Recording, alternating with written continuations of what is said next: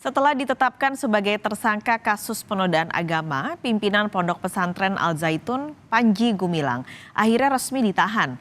Penahanan dilakukan karena Panji dinilai tak kooperatif selama pemeriksaan. Pasca penahanan, Menko Polhukam Mahfud MD menegaskan hak pendidikan para santri di Al Zaitun akan tetap dijamin.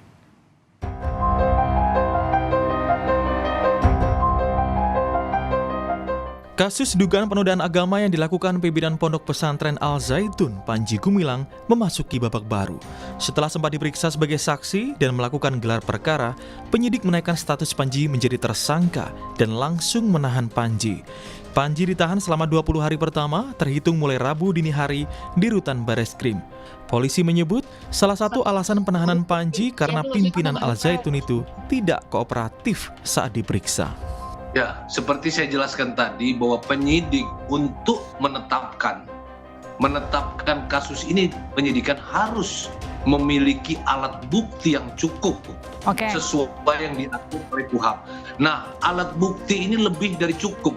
Untuk menentukan alat bukti ini, penyidik mengikutsertakan ahli ya.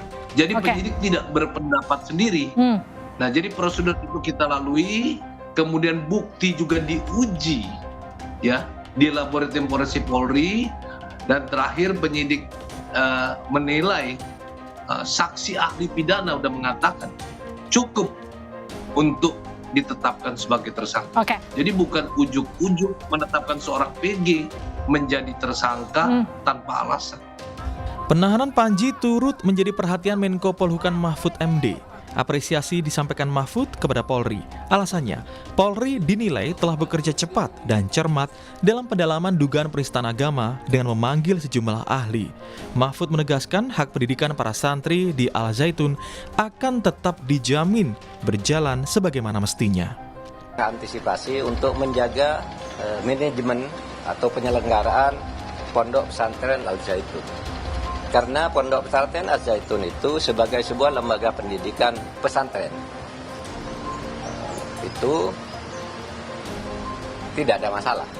Sehingga pemerintah memutuskan untuk menjamin kelangsungan pendidikan sesuai dengan hak-hak konstitusional para santri dan murid. Soal jaminan pendidikan para santri, Ketua Umum PBNU Yahya Khalil Stakuf mengatakan PBNU siap menampung santri Al Zaitun. Hanya saja prosesnya baru akan dibahas setelah proses hukum yang dijalani Panji selesai.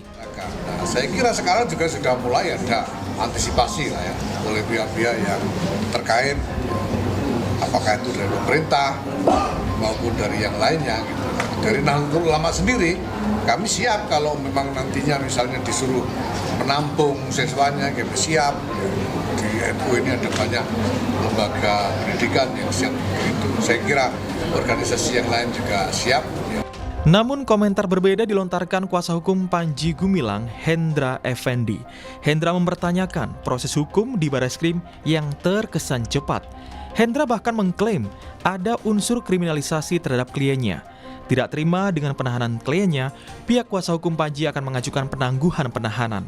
Salah satu alasannya, kondisi Panji yang sudah sepuh dan baru mengalami patah tulang pada lengannya. Diduga memang persoalan ini sangat-sangat cepat sekali diproses, mulai dari ditetapkan tadi dari posisi sebagai saksi, kemudian ditetapkan jadi tersangka, kemudian ditetapkan diperintahkan untuk penangkapan.